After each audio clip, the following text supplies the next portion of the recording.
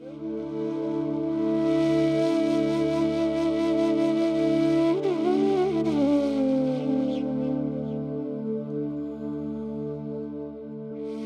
लग रहा है कि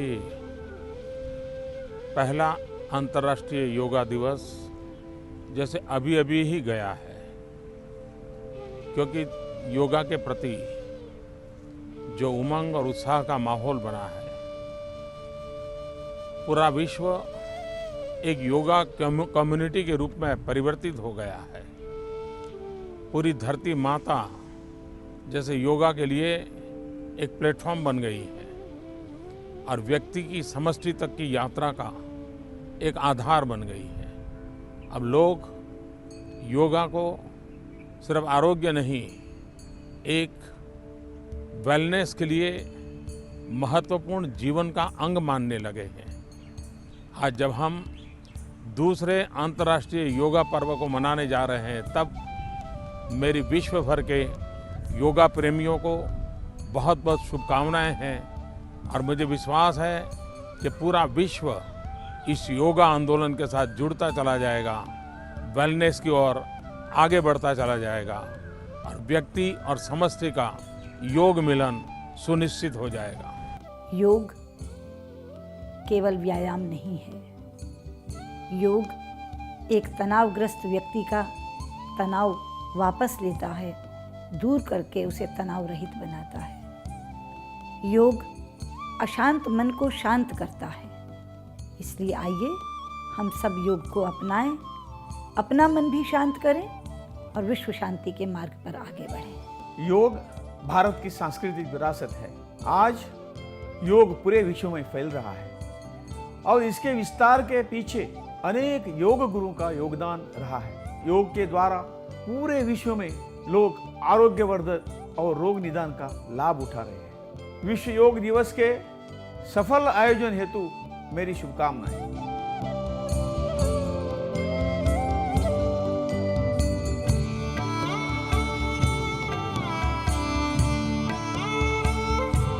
માનનીય વડાપ્રધાન શ્રી નરેન્દ્ર મોદીએ આયુષ મંત્રાલય ભારત સરકારની આગેવાનીમાં રાજપથ નવી દિલ્હીમાં યોજાયેલ યોગ પ્રદર્શનનું નેતૃત્વ કર્યું. સમસ્ત વિશ્વે પૂરા ઉત્સાહથી 21મી જૂન 2015ના આંતરરાષ્ટ્રીય યોગ દિવસ તરીકે ઉજવ્યો. આ યાદગાર પ્રસંગે 2 ગિનીસ વર્લ્ડ રેકોર્ડ બન્યા. 35,985 સહભાગીઓ સાથે યોગનું સૌથી મોટું સત્ર અને યોગના એક જ સત્રમાં વિશ્વના સૌથી વધુ 84 દેશોના નાગરિકોની સહભાગિતા બની. સમસ્ત વિશ્વના કરોડો લોકોએ પૂરા જોશ અને ઉત્સાહથી પહેલો યોગ દિન મળીને ઉજવ્યો.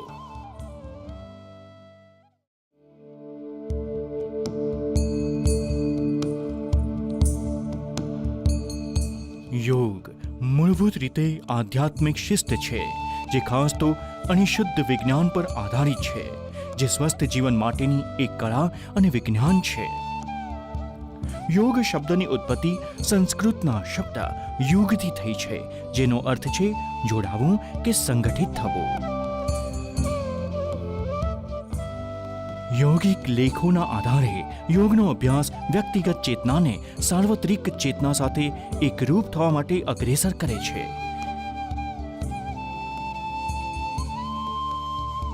જેથી મન અને શરીર તેમજ માનવી અને નિસર્ગ વચ્ચે વધુ સારું સંતુલન જળવાય.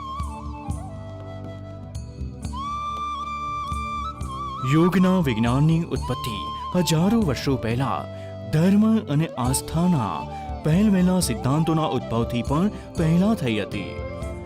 યોગિક લેખોના આધારે શિવ, જે પહેલા આદિયોગી હતા, તેમણે પોતાનું ઊંડું જ્ઞાન પોતાના 7 શિષ્યો, પ્રસિદ્ધ સપ્તર્ષિઓ અથવા 7 વિદ્વાન મુનિઓને પહોંચાડ્યો. યોગનો અભ્યાસ પૂર્વ વૈદિક યુગથી થતો રહ્યો છે, પણ મહર્ષિ પતંજલિ, જેઓ આધુનિક યોગના જનક ગણાય છે, તેઓ પહેલા વ્યક્તિ હતા કે જેમણે પોતાના યોગ સૂત્રોના આધારે એ સમયના અભ્યાસોનું વ્યવસ્થિત સંકલન કરીને નિયમોનું રૂપ આપ્યું. પછી અનેક યોગ ગુરુઓએ આ વિદ્યાના જતન અને વિકાસમાં પ્રદાન આપ્યું અને આ અદ્ભુત અભ્યાસને ફેલાવ્યો.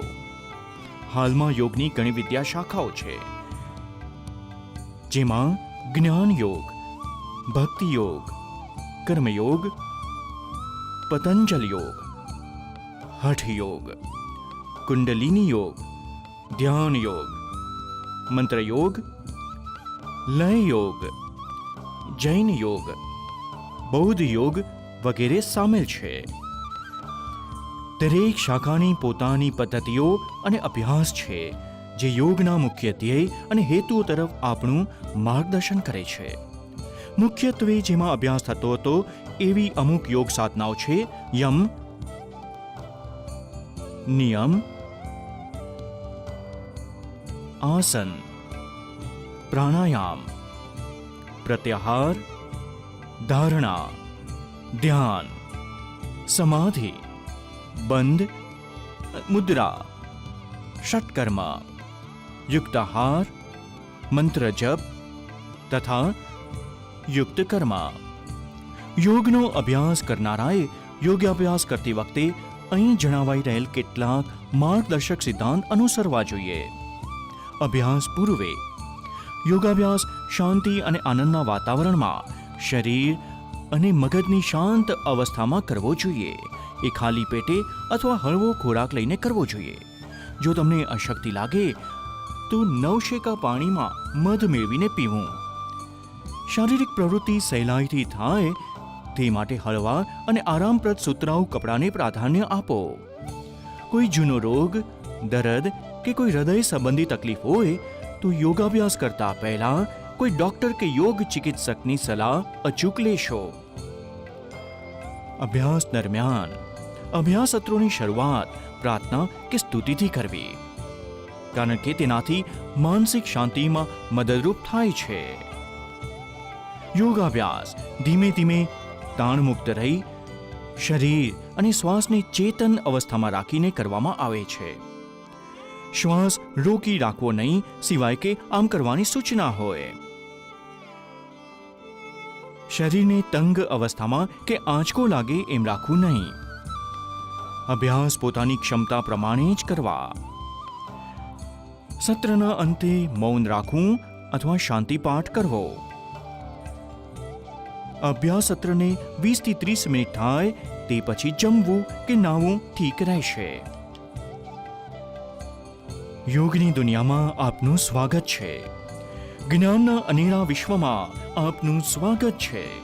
જેવો પ્રસ્તુત અને લાભપ્રદ એ હજારો વર્ષ પહેલા હતા એવા આજે પણ છે.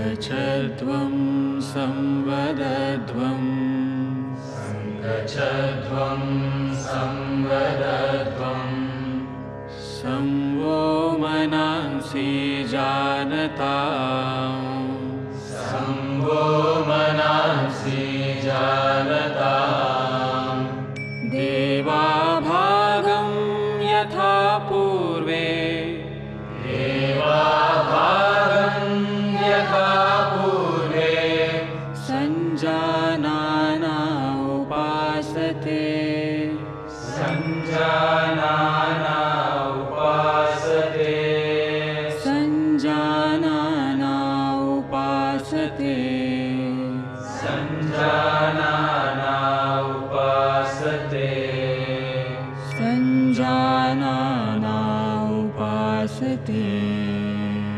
संजानाना उपासते.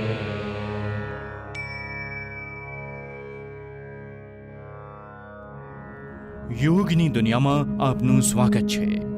આવો હવે આપણે યોગ સાધનાનો અભ્યાસ ચલન ક્રિયાઓ એટલે કે શિથિલતા અભ્યાસોથી કરીએ, જે શરીરમાં સૂક્ષ્મ રૂપે લોહીના પ્રવાહને વધારે છે.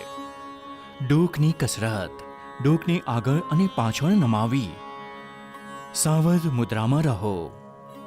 બંને પગ આરામદાયક રીતે ફેરવીને જેટલા દૂર ફેલાવી શકાય અને બંને હાથ કમર ઉપર મૂકો. શ્વાસ કાઢો અને માથાને ધીમે ધીમે આગળ તરફ નમાવો અને હડપચીને છાતીની તરફ અડાડવાનો પ્રયત્ન કરો. શ્વાસ ખેંચો અને માથાને એટલું પાછળ લઈ જાઓ જ્યાં સુધી આરામથી જતું રહે. પછી શ્વાસ લેતા લેતા માથું પાછળથી આગળ લાવો. ડોકની ડાબી અને જમણી બાજુ નમાવી. શ્વાસ કાઢો અને માથાને ધીમે ધીમે જમણી બાજુ નમાવો. કાનને બંને એટલું ખભાની નજીક લઈ જાઓ. શ્વાસ ખેંચો અને માથું સામાન્ય સ્થિતિમાં લઈ આવો. શ્વાસ કાઢો અને માથાને ડાબી બાજુ નમાવો. શ્વાસ ખેંચો અને માથું ફરીથી સામાન્ય સ્થિતિમાં લઈ આવો. ડોકને જમણી અને ડાબી બાજુ ફેરવવી. શ્વાસ કાઢો અને માથું આરામથી જમણી બાજુ એટલું ફેરવો કે હડપચી ખભાની સીધી લીટીમાં આવી જાય. શ્વાસ ખેંચો અને માથું પાછું સામાન્ય સ્થિતિમાં લઈ આવો. શ્વાસ કાઢો અને માથું ડાબી બાજુ ફેરવો. શ્વાસ ખેંચો અને માથું ફરીથી સામાન્ય સ્થિતિમાં લઈ આવો. ડોક ફેરવવી. માથું આગળ નમાવી હડપચી છાતીને અડાડવાનો પ્રયત્ન કરો. શ્વાસ ખેંચો અને માથું ઘડિયાળના કાંટાની દિશામાં ફેરવો. માથી નીચું જતું હોય ત્યારે શ્વાસ કાઢો. માથું ઘડિયાળની કાંટાની ઊંધી દિશામાં ફેરવો. ડોકની ચારે બાજુ ખેંચ. ડોકના સાંધા અને સ્નાયુ ઢીલા પાડવાની અને ડોક તાણ દૂર કરવાની અનુભૂતિ થતી હોય એમ કરો. ડોકમાં દુખાવો અને સ્પોન્ડિલાઇટિસ હોય એવા લોકોએ આ કસરત આરામથી કરવી. સ્કંદ સંચાલન. બંને પગ ભેગા કરો. પગથી માથા સુધીના ભાગને ટટ્ટાર રાખો. હાથ પડકે રાખો. શ્વાસ લેતા લેતા પડકેથી બંને હાથ પોતાના માથાથી ઉપર ઉઠાવો. હથેળીઓ ઉપરની દિશામાં રહેવી જોઈએ. શ્વાસ કાઢતા કાઢતા બંને હાથ મૂળ સ્થિતિમાં પાછા લાવો. હાથ ઉપર કરતી વખતે એ વાતનું ધ્યાન રાખો કે માથાને અડે નહીં. એ જ રીતે હાથ નીચે લાવતી વખતે ધ્યાન રાખો કે એ જાંઘોને અડે નહીં. આંગળીઓ પરોવીને હથેળીઓ પૂરેપૂરી ખોલી નાખો.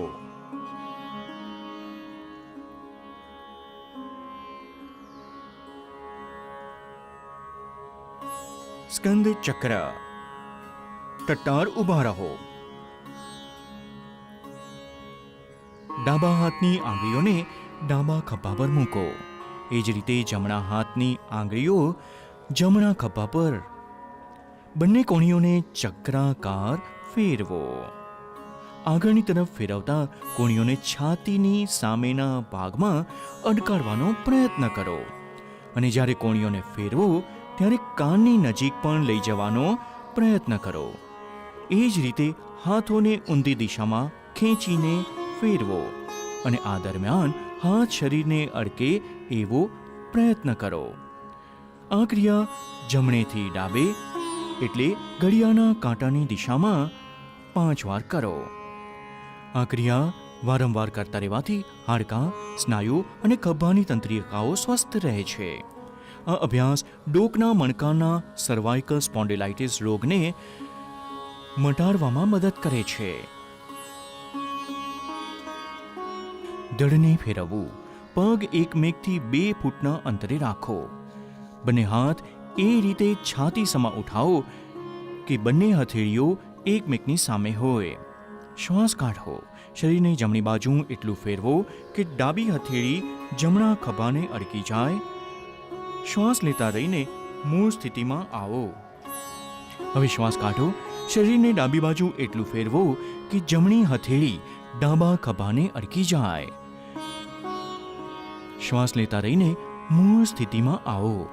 ફરીથી કરો. શ્વાસ લેતા લેતા ધીમે ધીમે કરો.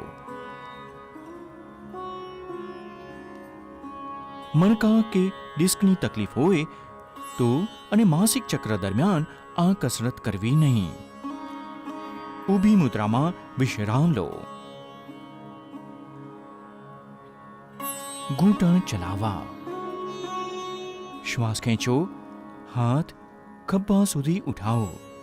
શ્વાસ કાઢો, ઘૂંટણ વાળો અને શરીરને શૂન્યની મુદ્રામાં નીચે લાવો.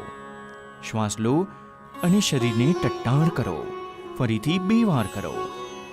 આ કસરતથી ઘૂંટણ અને થાપાના સાંધા મજબૂત થાય છે. એક્યુટ આર્થરાઇટિસની તકલીફ હોય તો આ કસરત છોડી દો. હાથ નીચે લાવતી વખતે શ્વાસ કાઢો. આવો હવે યોગાસન તરફ વળીએ. તાડાસન. તાડ એક ઝાડનું નામ છે. બંને પગ વચ્ચે 2 ઇંચનું અંતર રાખો. આંગળીઓ પરસ્પર ફેરવીને કાંડા બહારની તરફ વાળો. શ્વાસ ખેંચો અને હાથ ઉપર કરીને ખભાની સીધી લીટીમાં લઈ આવો.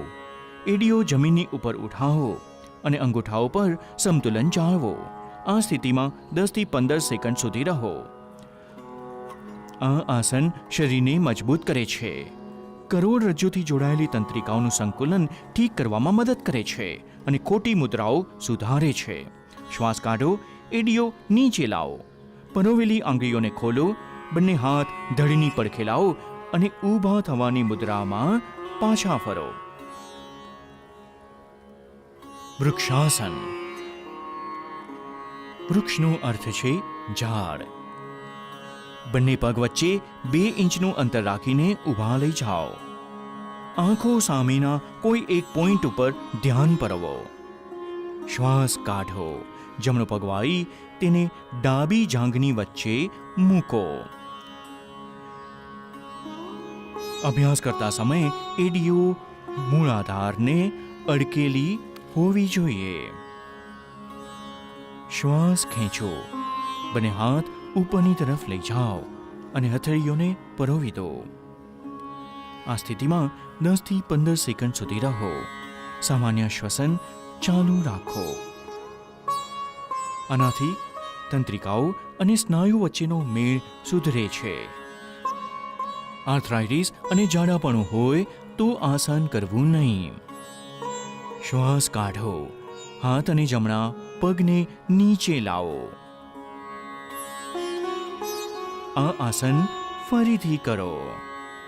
ડાબો પગ વાળીને જમણી જાંઘની વચ્ચે મૂકો. શ્વાસ ખેંચો. બંને હાથ ઉપરની તરફ લઈ જાઓ અને હથેળીઓને પરોવી દો.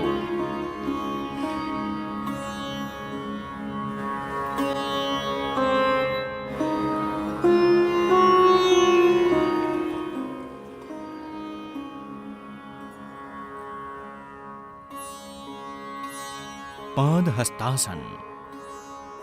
પાદનો અર્થ છે પગ અને હસ્તનો અર્થ છે હાથ. ધીમે ધીમે શ્વાસ ખેંચો અને હાથ ઉપર ઉઠાવો. શરીરને કમરના ભાગથી ઉપર ખેંચો. શ્વાસ કાઢો અને આખી હથેળી જમીનને અડવા માંડે ત્યાં સુધી આગળની તરફ નમતા રહો. આ છેલ્લી અવસ્થા 10 થી 30 સેકન્ડ સુધી જાળવી રાખો. જે લોકોને પીઠ અકળાઈ જવાની તકલીફ હોય તેમણે પોતાની ક્ષમતા પ્રમાણે નમવું. હવે શ્વાસને ખેંચો. ધીમે ધીમે ટટ્ટા સ્થિતિમાં આવો અને હાથ માથાની ઉપર લઈ જઈને ખેંચો. શ્વાસ કાઢો અને ધીમે ધીમે આ પ્રક્રિયાઓ વિપરીત ક્રમમાં કરતા કરતા શરૂઆતની અવસ્થામાં આવો. વિશ્રામ લો. અર્ધચક્રાસન. પીઠને કમરનો ટેકો આપો. શ્વાસ કાઢો. માથું પાછળ નમાવો. ડોકના સ્નાયુઓને ખેંચો તથા કરોડરજ્જુના નીચેના ભાગથી પાછળની તરફ નમો. સામાન્ય શ્વાસ લેતા લેતા વિશ્રામ લો. આ અવસ્થામાં 10 થી 30 સેકન્ડ સુધી રહો. અર્ધચક્રાસન કરોડરજ્જુને લવચિક બનાવે છે અને મણકાની તંત્રિકાઓને મજબૂતી આપે છે. એ શ્વાસ લેવાની ક્ષમતા સુધારે છે. શ્વાસ ખેંચો. ધીમે ધીમે મૂળ સ્થિતિમાં આવી વિશ્રામ લો. હાઈ બીપીના દર્દીઓએ સાવચેતી નમવું. ત્રિકોણાસન. ત્રિકોણ એટલે ત્રિભુજ. પગ એકમેકથી આરામદાયક અંતરે રાખીને ઊભા રહો. હાથોને ધીમે ધીમે ત્યાં સુધી ઉઠાવો જ્યાં સુધી એ સમસ્તરમાં ન આવી જાય. શ્વાસ કાઢો અને ધીમે ધીમે જમણી બાજુ નમો. જમણા હાથને જમણા પગની બરાબર પાછળ મૂકો. ડાબા હાથને જમણા હાથની સીધી લીટીમાં ઊભો કરો. સામાન્ય શ્વાસ લેતા લેતા આ અવસ્થામાં 10 થી 30 સેકન્ડ સુધી રહો. આ સમતળ પગથી બચાવે છે. પિંડીઓ, જાંઘો અને કમરના સ્નાયુ મજબૂત બનાવે છે અને મણકાને લવચીક બનાવે છે. શ્વાસ ખેંચતા ખેંચતા ધીમે ધીમે મૂળ સ્થિતિમાં આવો. ડાબી બાજુ માટે ફરીથી કરો. સ્લીપ ડિસ્ક, સાયટિકા અને પેટના ઓપરેશન પછી આ આસન કરવું નહીં. પોતાની શારીરિક મર્યાદાઓથી ઉપરવટ જશો નહીં.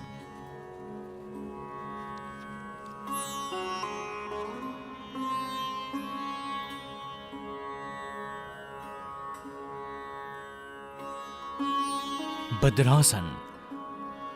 આવો હવે બેસવાની મુદ્રાઓ માટે સજ્જ થઈએ. ભદ્રનો અર્થ છે દ્રઢ. પગ સામેની તરફ ફેલાવીને બેસો. હાથ થાપાની પાસે રાખો. આ દંડાસન છે. હવે પગના તળિયા નજીક રાખી મૂકો. શ્વાસ કાઢો અને હાથ પોતાના પગના અંગૂઠા પર ચાપી દો. એડીઓ બંને એટલી મૂળાધારની નજીક લાવો. આ છેલ્લી અવસ્થા છે. આ અવસ્થામાં થોડી વાર સુધી રહો.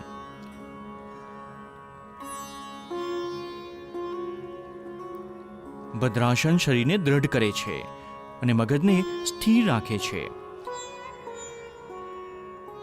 હવે પગને ખેંચો અને વિશ્રામની અવસ્થામાં આવો. એક્યુટ આર્થરાઇટિસ અથવા સાયટિકા હોય એમણે આ આસન કરવું નહીં. વજ્રાસન. સૌ પહેલા દંડાસનમાં બેસી જાઓ.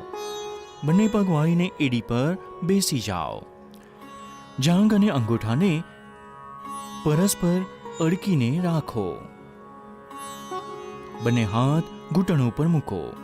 માથાથી પગ સુધી શરીર ટટ્ટાણ રાખો. આ આસન વજ્રાસન કહેવાય છે.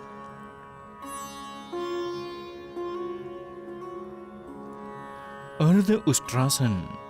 સૌથી પહેલા વજ્રાસનમાં બેસી જાઓ. ઘૂંટણભેર ઊભા થાઓ. હાથ કમર પર એવી રીતે મૂકો કે આંગળીઓ જમીનની તરફ હોય. કોણીઓ અને ખભા સમાંતર રાખો. હવે માથાને પાછળની તરફ નમાવતા ગળાના સ્નાયુઓને ખેંચો. શ્વાસ લેતા લેતા ધડને બને એટલું નમાવો. શ્વાસ કાઢતા કાઢતા આ અવસ્થામાં શરીર ઢીલું મૂકી દો. સામાન્ય શ્વસન ક્રિયા ચાલુ રાખતા આ અવસ્થામાં 10 થી 30 સેકન્ડ સુધી રહો. આ યોગાભ્યાસથી પીઠ અને ડોકના સ્નાયુઓ મજબૂત થાય છે. કબજિયાત અને પીઠનો દુખાવો મટી જાય છે. શ્વાસ લેતા લેતા પાછા વજ્રાસનમાં બેસી જાઓ. શરીરને ઢીલું મૂકી દો. ઉષ્ટ્રાસન. વજ્રાસનમાં બેસી જાઓ. ઘૂંટણ જમીન પર ટેકવીને પોતાના બંને પગની જાંઘો અને પંજા ભેગા કરી દો. ઘૂંટણ અને પંજા વચ્ચે અમુક ઇંચનું અંતર રાખીને ઘૂંટણ ભેર ઊભા થઈ જાઓ. શ્વાસ લેતા લેતા ધીમે ધીમે પાછળની બાજુ નમો. ધીમે ધીમે જમણા હાથથી જમણી એડી અને ડાબા હાથથી ડાબી એડી પકડવાનો પ્રયત્ન કરો. પાછળ નમતી વખતે ડોકને આંચકો લાગે નહીં એ ધ્યાન રાખો. ઉષ્ટ્રાસન દ્રષ્ટિ દોષમાં ઘણું લાભપ્રદ છે. આ પીઠ અને ડોકના દુખાવામાં રાહત આપે છે. આ પેટ અને થાપાની ચરબી ઉતારવામાં મદદરૂપ થાય છે. હાઈ બીપી, હૃદય રોગ અને સારણગાંઠના દર્દીઓએ આ આસન કરવું નહીં. શ્વાસ લેતા લેતા પાછા વજ્રાસનમાં બેસી જાઓ. શરીરને ઢીલું મૂકી દો. શશાંકાસન. શશાંકનો અર્થ છે શશક અથવા સસલું. બંને ઘૂંટણ દૂર ફેલાવો, પણ અંગૂઠાઓને એકમેકનો સ્પર્શ કરાવો. હથેળીઓ ઘૂંટણોની વચ્ચે રાખો. શ્વાસ છોડો અને ધીમે ધીમે પૂરેપૂરી લંબાઈમાં ખેંચો. આગળ નમો અને હડપચી જમીન ઉપર મૂકો. હાથ સમાંતર રાખો. સામે જુઓ, આ જ મુદ્રામાં રહો. આ માનસિક તાણ અને ગુસ્સો ઘટાડવામાં મદદરૂપ છે. શ્વાસ ખેંચો અને ઉઠો. શ્વાસ કાઢો અને વજ્રાસનમાં પાછા આવો. પગ પાછા વિશ્રામાસનમાં લાવો. ઓસ્ટ્રિયો આર્થરાઇટિસના દર્દીઓએ આ સાવચેતી કરવું જોઈએ.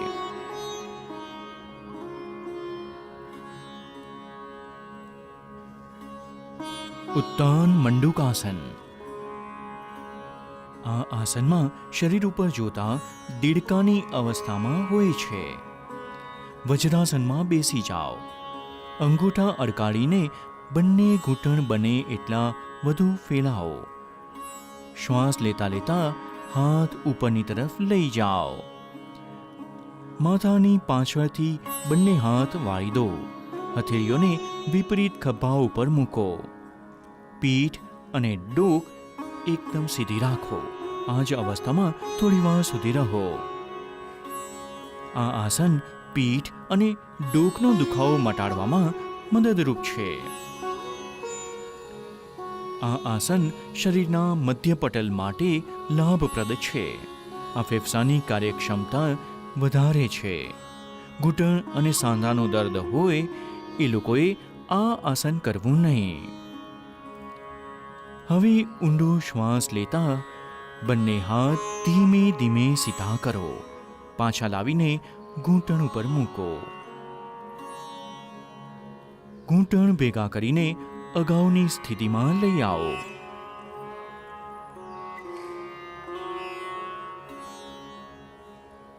વક્રાસન. વક્રનો અર્થ છે વળેલું. જમણો પગ નમાવો. જમણા પગને ડાબા ઘૂંટણ પાસે મૂકો.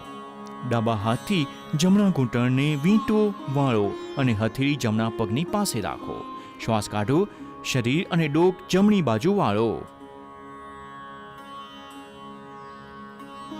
આ મુદ્રામાં આરામથી રહો. માથું પાછળ ફેરવો. શ્વાસ કાઢતા કાઢતા હાથ બહાર કાઢો. પગ ખેંચો. મૂળ સ્થિતિમાં આવીને વિશ્રામ લો. આ આસન મણકાની લવચિકતા વધારે છે. આ કબજિયાત અને અપચો મટાડવામાં અને ડાયાબિટીસ અંકુશમાં રાખવામાં પણ મદદરૂપ છે. આ આસન બીજી બાજુ માટે દોહરાવો.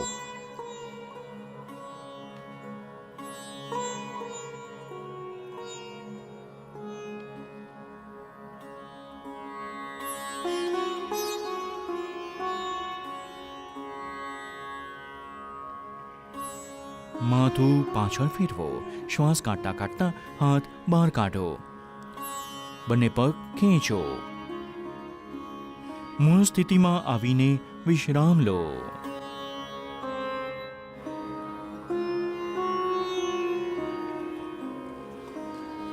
મકરાસન. મકરનો અર્થ છે મગરમચ્છ. ઊંધા વળીને એ રીતે આડા પડો કે પગ એકબીજાથી દૂર હોય અને બહારની તરફ હોય. બંને કાંડા વાળી લો અને જમણા હાથને ડાબા પગ ઉપર મૂકો. માથું હાથો ઉપર મૂકો. આરામ કરો. આ મકરાસન છે. આ આસન બધી અધોમુખી મુદ્રાઓમાં વિશ્રામ માટે કરવામાં આવે છે. આનાથી પીઠના નીચેના ભાગને આરામ મળે છે.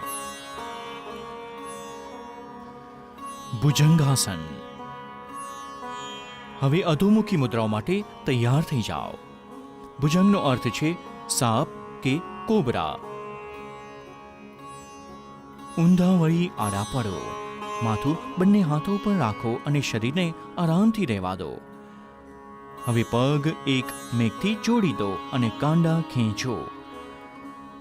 કપાળ જમીન પર રાખો. હવે હથેળીઓ છાતી પાસે રાખો અને કોણીઓ ઉઠાવો. શ્વાસ ખેંચો અને હડપચીથી ડૂટીના ભાગ સુધી છાતી ઉપર ઉઠાવો. આ ભુજંગાસન છે. માનસિક તાણ પર અંકુશ માટેનું આ શ્રેષ્ઠ આસન છે. પીઠના દુખાવા અને શ્વાસની તકલીફના ઉકેલમાં મદદરૂપ છે. શ્વાસ કાઢો, કપાળ જમીન પર રહેવા દો અને હાથ ખેંચો. પગ ફેલાવો, હથેળીઓ ઊંચી કરો અને માથું હથેળીઓ પર મૂકી આરામ કરો. શલભાસન. શલભનો અર્થ છે ખડમાકડી. ઊંધા વળીને આડા પડો, પગ એકબીજાથી જોડી દો. હડપચી જમીન પર રાખો. બંને હાથ શરીરની પડખે એ રીતે રાખો કે હથેળીઓ ઉપરની તરફ હોય. શ્વાસ ખેંચો. પગ જમીનથી એટલા ઉપર ઉઠાવો જેટલા તમે ઘૂંટણ વાળ્યા વગર ઉઠાવી શકો. હાથ અને પગ એ રીતે ખેંચો કે શરીર સહેલાઈથી જમીનથી ઉપર ઉઠી જાય. આ સ્થિતિમાં આરામથી રહો. આ આસન સાયટિકા અને પીઠના નીચેના ભાગના દુખાવામાં રાહત આપે છે. આ થાપાના સ્નાયુઓને આકાર આપે છે. હવે શ્વાસ કાઢો, પગ નીચે જમીનની તરફ લાવો. હાથ ફેલાવો અને જમીન પર વિશ્રામ કરો. હૃદય રોગના દર્દીઓએ આ મુદ્રા કરવી નહીં. સેતુ બંધાસન. ઉર્ધ્વમુખી કે પેટના બળે સૂઈને કરવાવાળી મુદ્રાઓની તરફ. સેતુબંધનો અર્થ છે પુલ બનાવો. પગ એકમેકથી મેળવી દો. હાથ શરીરને પડખે રાખો. બંને પગ ઘૂંટણથી વાળો. એડીઓને થાવા પાસે લઈ જાઓ. બંને એડીઓને ચસોચસ પકડી લો. શ્વાસ ખેંચો. ધીમે ધીમે થાપા અને ધડને પુલ બનાવવા માટે તમારાથી થાય એટલા ઉપર ઉઠાવો.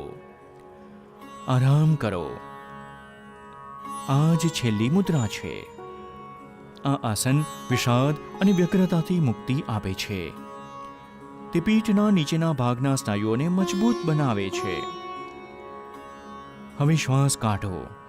ધીમે ધીમે મૂળ સ્થિતિમાં આવો અને વિશ્રામ કરો.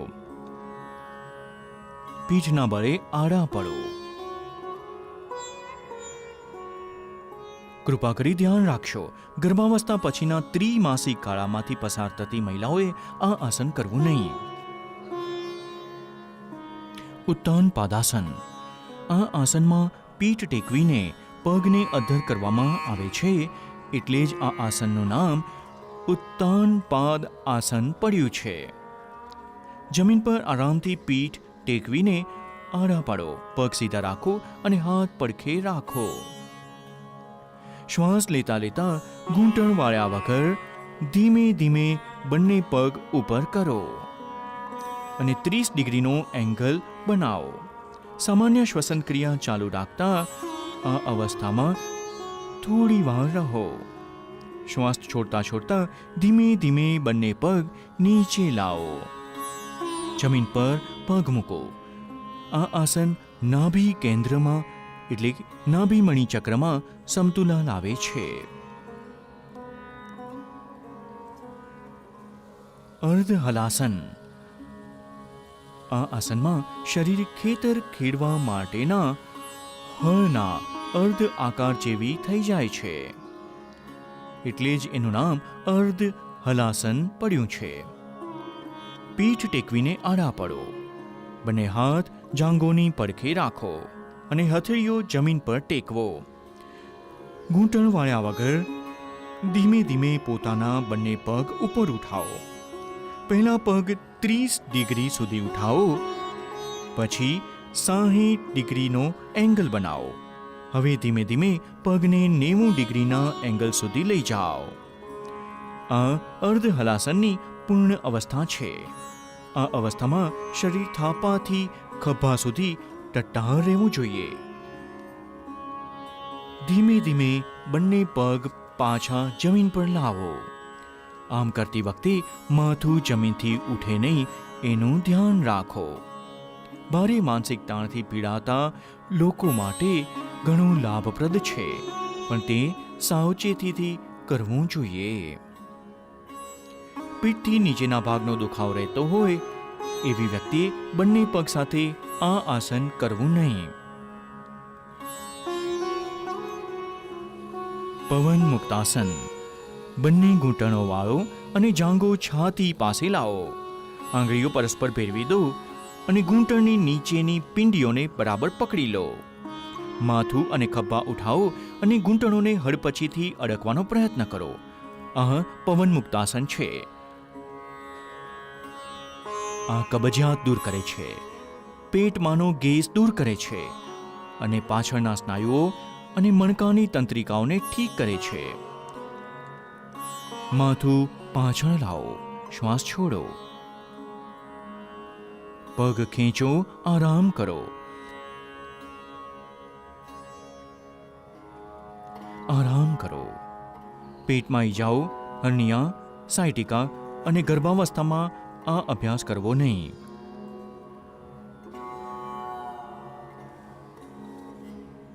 શવાસન. શવ એટલે કે મૃતદેહ. આ આસન પૂરેપૂરા વિશ્રામ માટે કરવામાં આવે છે. બંને હાથ અને પગ ફેલાવીને આરામથી પીઠના બળે આડા પડો.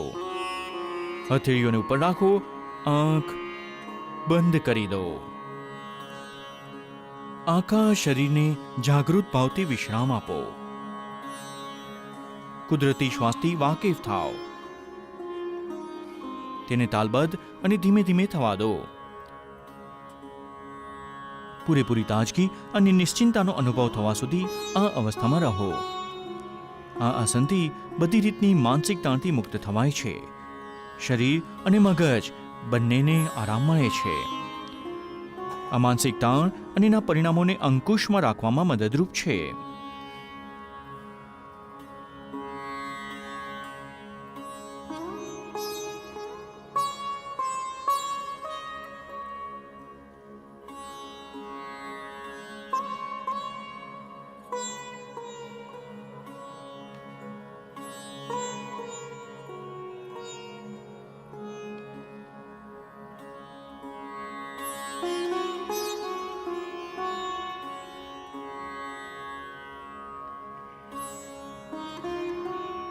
કપાલભાતિ.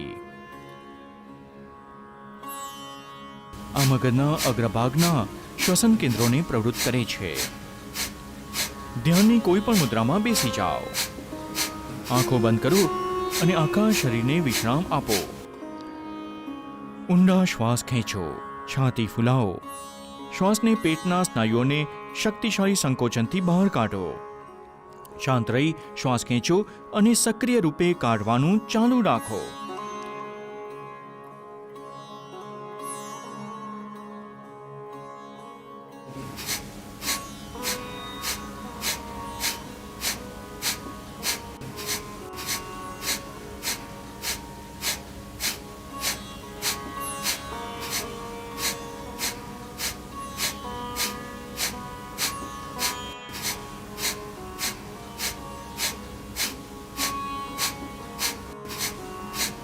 ફરીથી ઊંડો શ્વાસ લો.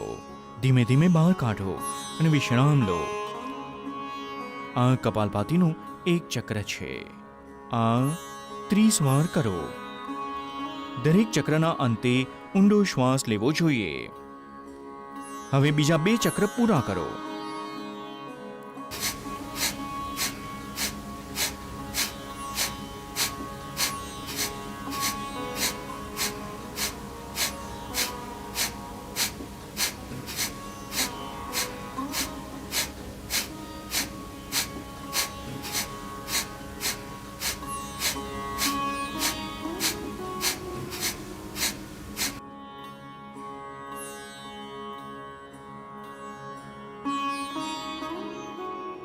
કપાલભાતિથી સામેની વાયુ નળીઓને સ્વચ્છ કરો.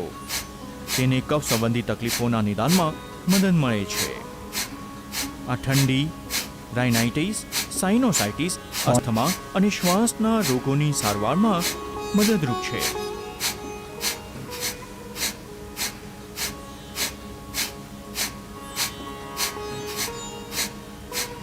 કૃપા કરી ધ્યાન રાખો, હૃદય સંબંધી તકલીફો હાઈ બીપી, તમર ચડવા, માઇગ્રેન, સ્ટ્રોક, હર્નિયા અને ગેસ્ટ્રિક અલ્સર વગેરે તકલીફો હોય તો આ કરવું નહીં.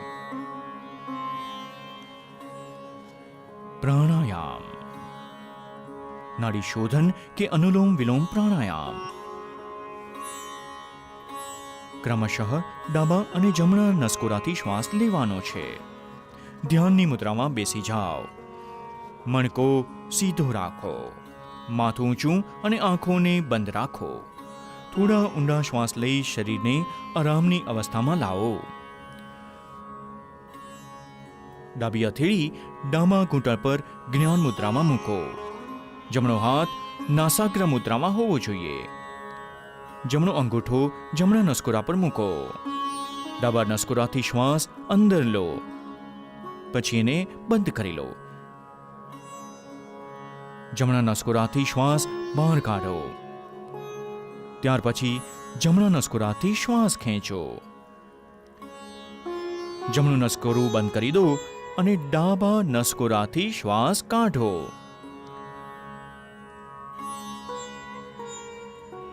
આ નાડી શોધન કે અનુલોમ વિલોમ પ્રાણાયામનું એક ચક્ર છે. બીજા 5 ચક્ર પૂરા કરો.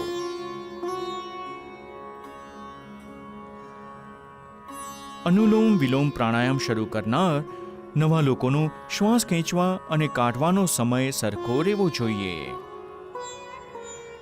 ધીમે ધીમે તેમણે સમયનો રેશિયો 1ના પ્રમાણમાં 2નો કરવો જોઈએ. શ્વાસ ધીમો, સ્થિર અને નિયંત્રિત રહેવો જોઈએ. આ પ્રાણાયામનો હેતુ ઉર્જાના બધા જ માર્ગોને શુદ્ધ કરવાનો છે. એ આખા શરીરને પોષે છે. આ ચિત્તને શાંત કરે છે અને એકાગ્રતા કેળવવામાં મદદરૂપ થાય છે. આ પ્રાણ શક્તિ વધારે છે. માનસિક ત્રાણ અને વ્યગ્રતા ઘટાડે છે. આ કફ સંબંધી તકલીફો પણ દૂર કરે છે.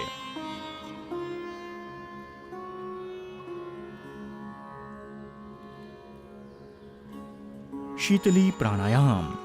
શીતળનો અર્થ છે ઠંડુ. આ પ્રાણાયામ સાધકનું ચિત્ત શાંત કરે છે અને મનની વ્યગ્રતાને દૂર કરે છે. શીતલી પ્રાણાયામ એના નામ પ્રમાણે શરીર અને મનને શાંત કરે છે.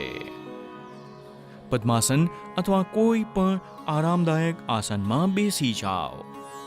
અંજલિ મુદ્રા અથવા જ્ઞાન મુદ્રામાં હાથ ઘૂંટણ પર મૂકો. જીભને ખૂણેથી વાળીને ટ્યુબના આકારની કરી લો.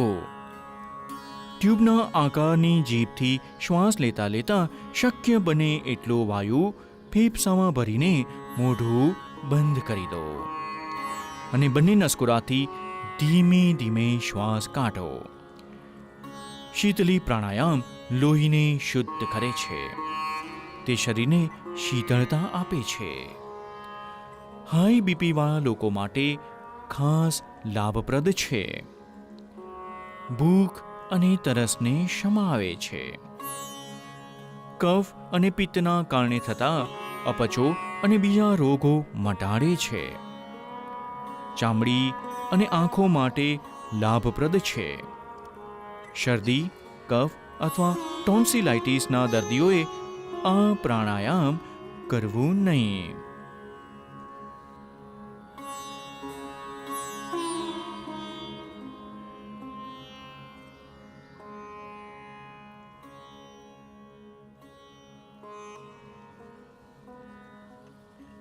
ભ્રમરી પ્રાણાયામ.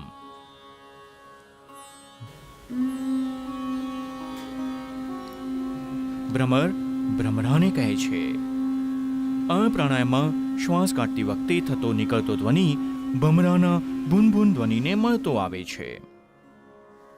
બંને નસકોરાથી ઊંડો શ્વાસ લો. ભમરાના ભૂનભૂન જેવા ઘેરા અને સ્થિર ધ્વનિ સાથે નિયંત્રિત રૂપે શ્વાસ છોડો.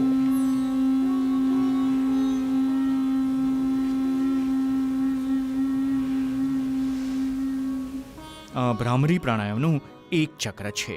હજુ 2 વાર કરો.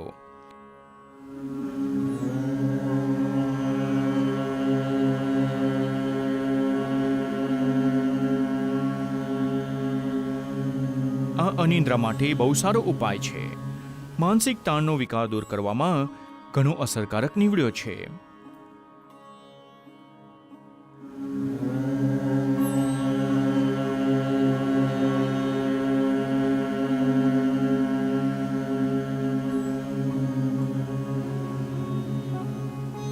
હવે ભ્રામરીને ષણમુખી મુદ્રામાં કરો. બંને કાન અંગૂઠા વડે ઢાંકી દો. હવે તર્જનીને આંખો પર, મધ્યમાને નસકોરા પર અને અનામિકા તેમજ કનિષ્ઠિકા અંગળીઓને પોતાના હોઠ પર મૂકો. નાક ખોલો, બંને છિદ્રોથી શ્વાસ લો. ભમરાના બુનબુન જેવા ધ્વનિ સાથે નિયંત્રિત વેગમાં ધીમે ધીમે શ્વાસ છોડો.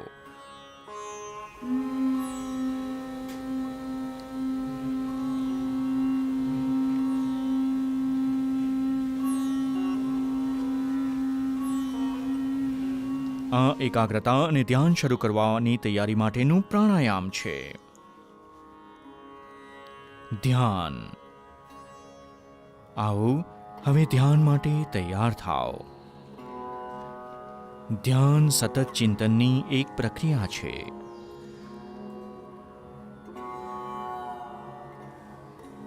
ધ્યાનની કોઈ પણ મુદ્રામાં બેસો. પોતાના મણકાને આરામપ્રદ સ્થિતિમાં ટટ્ટાર રાખો. જ્ઞાન મુદ્રામાં આવો. હથેળીઓને જાંઘો પર ઉપરની તરફ રાખો. હાથ અને ખભા હળવાશ અને આરામની અવસ્થામાં હોવા જોઈએ. આંખો બંધ કરી લો. ચહેરો સેજ ઉપર કરી બેસી જાઓ. તમારે એકાગ્ર થવાની જરૂર નથી. બસ પોતાની પાપણોની વચ્ચેના ભાગ પર થોડું ધ્યાન રાખો અને પોતાના શ્વાસ પ્રત્યે જાગૃત થાઓ. ધ્યાન મગજને શાંત અને આનંદમય રાખે છે. તે એકાગ્રતા, યાદ શક્તિ, વિચારોની સ્પષ્ટતા અને ઈચ્છા શક્તિને વધારે છે. એ આખા શરીર અને મગજને યોગ્ય રીતે આરામ આપી એમને ફરીથી ચેતનવંતા કરે છે. તે હકારાત્મક ભાવ જગાવવામાં મદદ કરે છે. ધ્યાન આપણને આત્માનુભૂતિની દિશામાં આગળ લઈ જાય છે. ધ્યાનની સ્થિતિ જાળવી રાખો.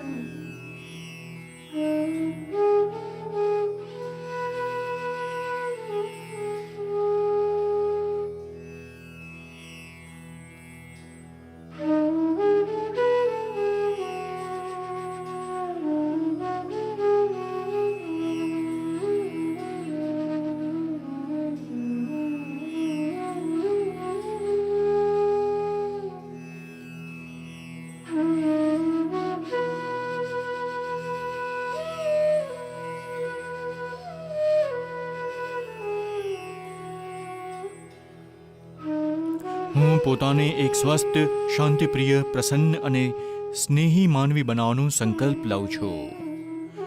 હું મારા દરેક કર્મથી પોતાની ચારેય બાજુ શાંતિ અને સ્નેહનું વાતાવરણ પૂરેપૂરું રચવાનો પ્રયત્ન કરીશ. હું અહમ અને અજ્ઞાન કેન્દ્રિત જીવનના સ્થાન ઉપર યોગમય અને વિવેકપૂર્ણ જીવન જીવતા વિશ્વ બંધુત્વ અને એકત્ર ભાવની સાથે આખા વિશ્વને પોતાનામાં સમાહિત કરવાનો પૂર્ણ પુરુષાર્થ કરીશ. હું વસુધૈવ કુટુંબકમ અને સહ અસ્તિત્વના સિદ્ધાંતના પ્રતિ પૂર્ણ આસ્થા રાખીને સૌના પ્રતિ કૃતજ્ઞ ભાવથી આત્મવત વ્યવહાર અને આચરણ કરીશ. હું અહીંયા ઉપસ્થિત દરેક વ્યક્તિ સાથે એકાત્મ થવાનો સંકલ્પ લઉં છું.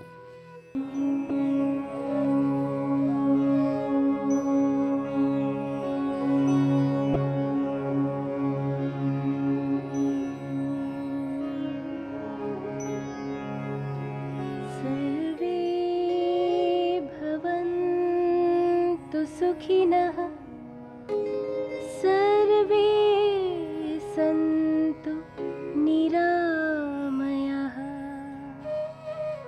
सर्वे भद्राणि पश्यन्तु मा कश्चित् दुःखभाग् भवेत् मा कश्चित् दुःखभाग् भवेत्. ॐ शान्ति शान्ति शान्ति.